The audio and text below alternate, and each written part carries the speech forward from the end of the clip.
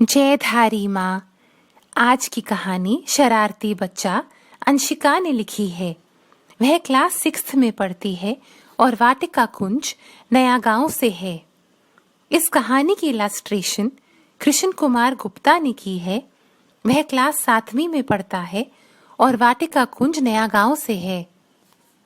अंशिका लिखती है, एक बच्चा था। उसका नाम राहुल था। वो बहुत शरारती था और वो किसी की बात नहीं मानता था।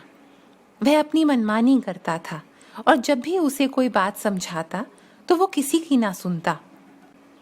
एक दिन जब वह स्कूल से वापस लौटा तो उसकी माँ ने उसको कोई बात समझाने की कोशिश करी, पर वह नहीं माना, ना ही उस बात को समझा और अपनी माँ से बुरा भला कहने लगा। एक दिन राहुल की नानी का उसकी माँ को फोन आया।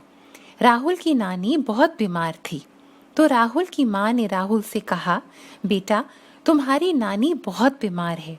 मैं 2 दिन के लिए तुम्हारी नानी के घर जा रही हूँ और 2 दिन बाद वापस आ जाऊंगी। तुम अपना ख्याल रखना। तो राहुल ने अपनी माँ से गुस्से से कहा, हाँ, जाओ जाओ, अच्छा होगा कि आप चली जाओगी।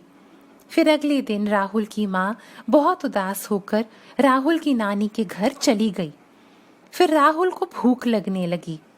उसने सोचा, कोई बात नहीं, मेरे पास पैसे तो हैं ही, मैं कुछ खरीद कर खा लूंगा।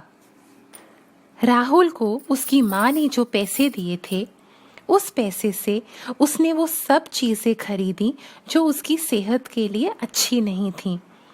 वह खरीद के खाने लगा। पहले दिन तो उसने ये सब खाकर अपनी भूख मिटा ली, लेकिन अगले दिन जब वह अपने स्कूल जा रहा था तब उसे अपने स्कूल की चीजें नहीं मिल रही थीं और उसे भूख भी लगी थी। जब उसे अपनी स्कूल की चीजें नहीं मिली तो वह सोचने लगा, अगर माँ यहाँ होती तो वह मुझे सब ढूंढ कर दे देती और मुझे स्वादिष्ट खाना खिलाती। राहुल अपनी माँ को याद करते करते रोने लगा और वह स्कूल भी नहीं गया।